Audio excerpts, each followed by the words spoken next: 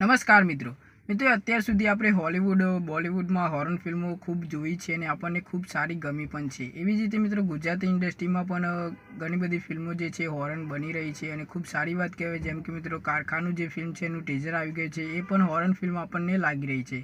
અને સાથે મિત્રો વાત કરીએ તો આ ફિલ્મ જે છે એ 2 ઓગસ્ટે આપણને સિનેમાઘરોમાં જોવા મળવાની છે.